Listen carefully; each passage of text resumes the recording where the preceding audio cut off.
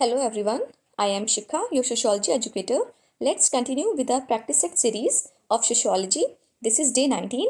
Before we begin, take your pen and paper and do numbering from 1 to 25. Do not just listen it. Try to write the questions that you have marked wrong. Okay? So, first question है, अनुकूलनात्मक संस्कृति की अवधारणा किसने दी है?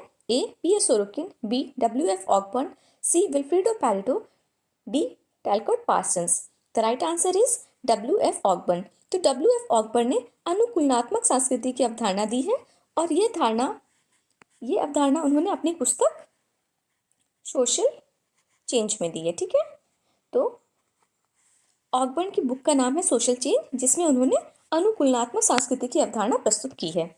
The right answer is B. Next question, question number 27. एक व्यवस्था से दूसरी व्यवस्था में सांस्कृतिक गुणों के हस्तांतरण को कहते हैं. ए. संस्कृतिकरण, बी. परसंस्कृतिकरण, सी. सात्मीकरण, डी. प्रसार. The right answer is B. परसंस्कृतिकरण. जब एक व्यवस्था से दूसरी व्यवस्था में सांस्कृतिक गुणों का हस्तांतरण को कहते हैं हम लोग परसंस्कृतिकरण. ठीक है, नेक्स्ट क्वेश्चन,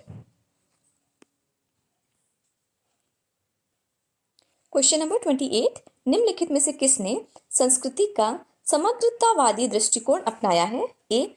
उद्विकासवादियों ने, बी. प्रकारवादियों ने, सी. प्रसारवादियों ने, डी. प्रघटना शास्त्रियों ने. The right answer is B. प्रकारवादियों ने. Next question 29. मैक्स वेबर के अनुसार सामाजिक विस्तरण के आधार क्या है? ए. वर्ग, परिस्थिति एवं संपत्ति, बी. शक्ति, संपत्ति एवं सम्मान, सी. वर्ग, संपत्ति एवं शक्ति, डी. वर्ग, जाति एवं परिस्थिति. The right answer is B. शक्ति, संपत्ति एवं सम्मान. तो मैक्स वेबर के अनुसार सामाजिक विस्तरण के आधार है हमारे शक्ति, संपत्ति एवं सम्मान. ठीक है, नेक्स्ट क्वेश्चन 30. भारतीय संविधान में कौन सा अनुच्छेद अनुसूचित जाति एवं अनुसूचित जनजाति के लिए सेवाओं में छूट प्रदान करता है? ए. Article 350, B. अनुच्छेद 335, सी. अनुच्छेद 345, डी. अनुच्छेद 340. The right answer is B. अनुच्छेद 335. Next question 31. निम्नलिखित राज्यों में से किस में अनुसूचित जातियों के लिए आरक्षण का प्रतिशत उच्चतम है? ठीक है, पूछ रहा है कि अनुसूचित जातियों के लिए आरक्षण का प्रतिशत किस राज्य में उच्चतम है? The right answer is C. Punjab में. ठीक है, the right answer is C. Punjab. Next question 32. Panika जनजाति किस प्रदेश में पाई जाती है? ए. बिहार में, बी. मध्य प्रदेश में, सी. उत्तर प्रदेश में, डी. उड़ीसा में. The right answer is B. Madhya Pradesh में. तो मध्य प्रदेश की जनजातियां हैं, एक तो होगी पनिका, दूसरी है भील, सरिया, मारिया, मुड़िया, कामर, बैगा आदि. ठीक है, सो ये जनजातियां मध्य प्रदेश में पाई जाती हैं. Next question 33. प्रोन्नति के मामले में आरक्षण लागू है केवल ए. अनुसूचित जातियों और अनुसूचित जनजातियों के लिए, अनुसूचित जातियों और अन्य पिछड़े वर्ग के लिए, अनुसूचित जाति और अन्य पिछड़े वर्गों के लिए, फोर्थ है उपयुक्त में से किसी के लिए नहीं. ठीक है, तो प्रोन्नति के मामले में आरक्षण लागू है तो वो लागू है केवल अनुसूचित जाति एवं और अनुसूचित जनजातियों के लिए. ठीक है, नेक्स्ट क्वेश्चन है 34. जनजातियों में युवा संगठन कहलाता है? ए. मोरूडक, बी.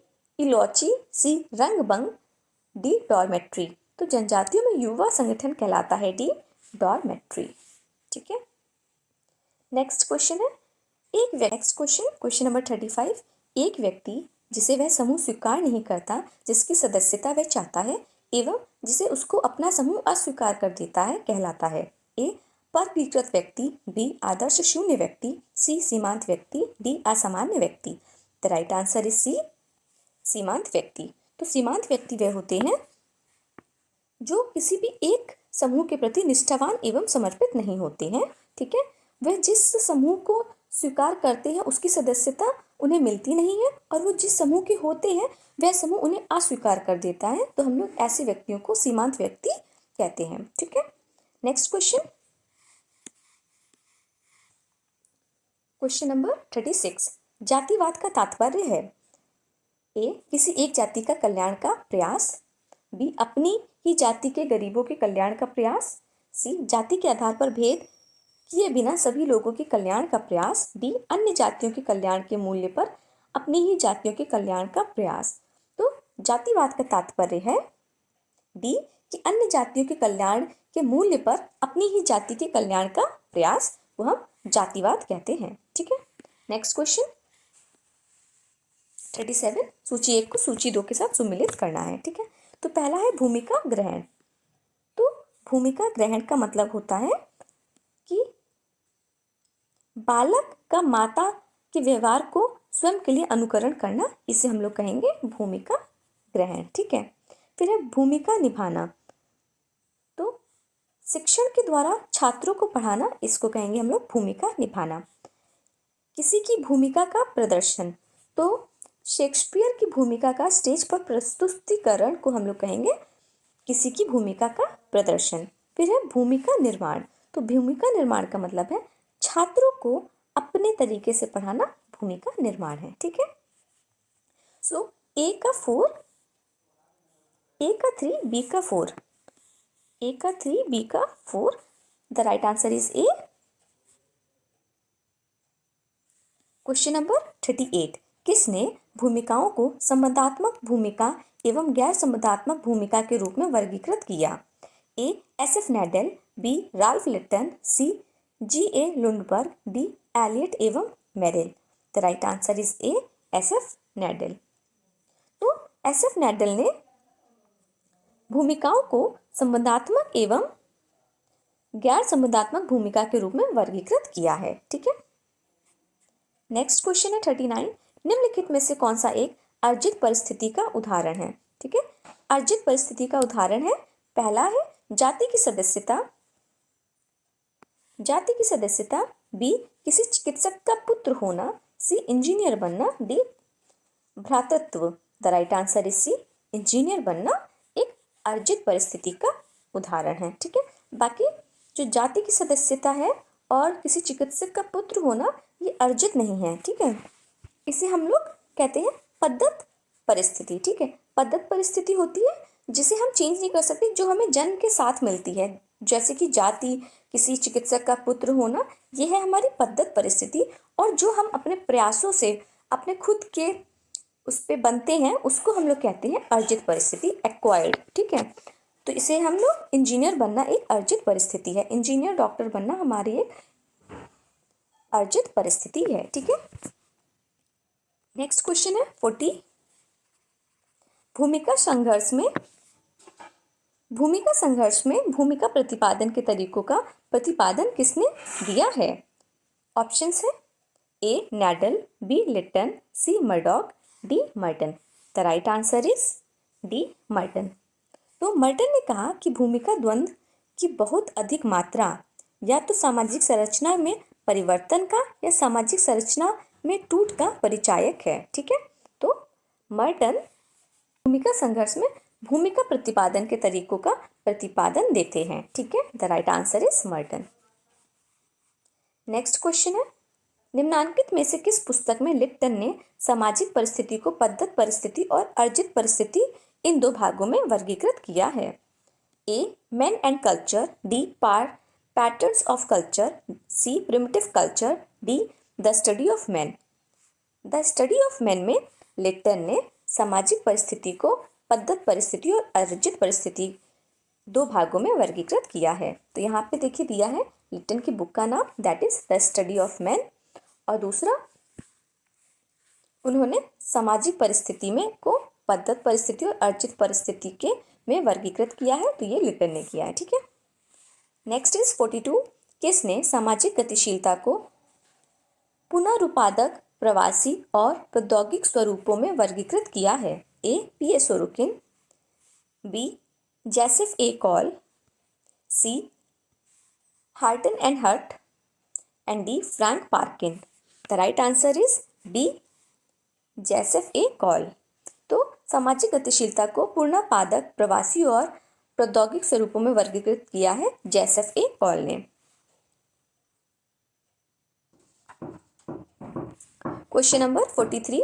नरजाति समूहन के सिद्धांत के रूप में नरजातीयता में निहित है?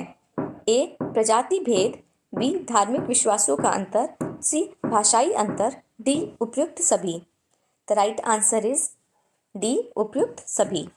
ठीक है, तो प्रजाति भेद, धार्मिक विश्वासों का अंतर और भाषाई अंतर ये नरजाति समूहन के सिद्धांत के रूप में नरजातीयता में निहित हैं। ठीक है, तो all are correct. Question number 44, प्रजाति के बदले नरजाति समूह के प्रयोग का सुझाव किसने दिया है? A Hoebel, B Graebner, C Spencer, D Huxley. The right answer is D Huxley. ठीक है, तो हक्सले ने प्रजाति के बदले नरजाति समूह के प्रयोग का सुझाव दिया है। नेक्स्ट क्वेश्चन 45, निम्नलिखित में से किस एक रंग की त्वचा प्रजातियों के वर्गीकरण के लिए आधार प्रदान नहीं करती है? ए श्वेत, बी पीत, सी लाल, डी काला। The right answer is C लाल। तो त्वचा के प्रमुख रूप से 3 रंग माने गए हैं, श्वेत, पीत एवं काला। ठीक है, जाति और वर्ग के बीच अंतर से संबंधित निम्नांकित व्यक्तित्वों में से कौन सा एक व्यक्तित्व सही नहीं है? पहला है, जाति परंपरागत रूप में पंथ प्रकृति की होती है परंतु वर्ग मुक्त प्रकृति का होता है।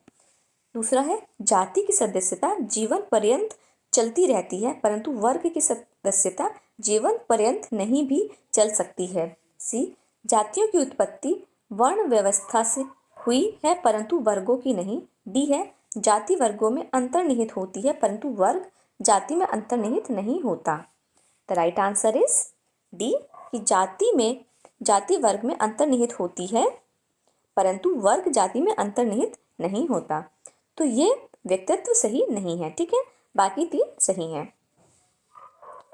नेक्स्ट क्वेश्चन नंबर 47, निम्नलिखित में से किस एक लेखक ने पश्चिमी समाज के अध्ययन में जाति की अवधारणा का प्रयोग किया? A W.L. Warner, B Karl Marx, C Max Weber, D O.C. Cox. The right answer is A W.L. Warner. तो W.L. वार्नर ने पश्चिमी समाज के अध्ययन में जाति की अवधारणा का प्रयोग किया है। पश्चिमी समाज के अध्ययन में जाति की अवधारणा का प्रयोग W.L. वार्नर ने किया है। ठीक है, नेक्स्ट क्वेश्चन 48, कार्ल मार्क्स के अनुसार पृथक व्यक्ति वर्ग का निर्माण करते हैं जबकि ए उत्पादक शक्तियों के साथ उनका एक जैसा संबंध हो, बी दूसरे वर्ग के साथ उन्हें सामान्य लड़ाई लड़नी हो, थर्ड वे किसी राजनीतिक दल की सदस्यता ग्रहण कर लें, 4 वे संयुक्त प्रयास द्वारा अपनी जीविका अर्जित करें।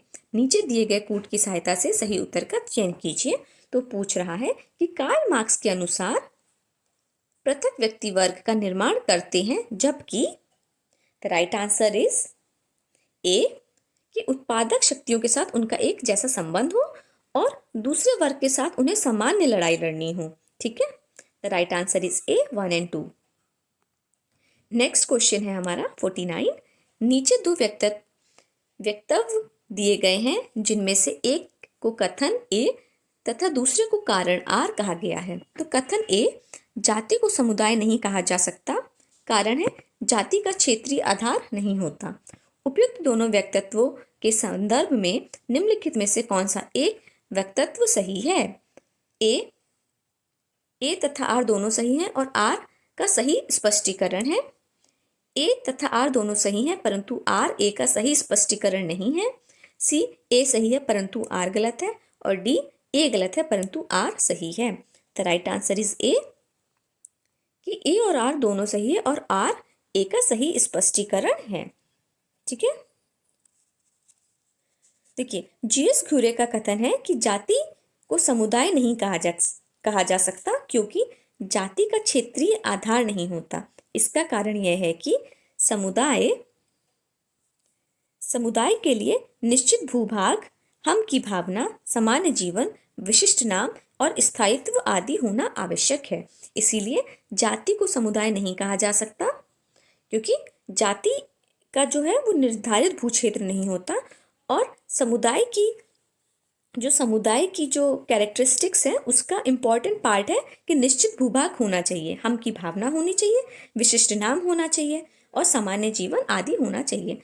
कारण यहाँ पे था कि जाति का क्षेत्रीय आधार नहीं होता, तो ये भी सही है। ठीक है, तो जाति को समुदाय नहीं कहा जा सकता क्योंकि जाति का क्षेत्रीय आधार नहीं होता, तो कथन ए और कारण दोनों सही हैं, और जो रीजन है, जो कारण है, वो ए का सही स्पष्टीकरण है। ठीक है, A is the right answer.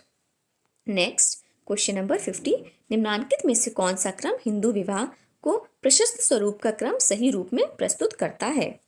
The right answer is C. सबसे पहले होता है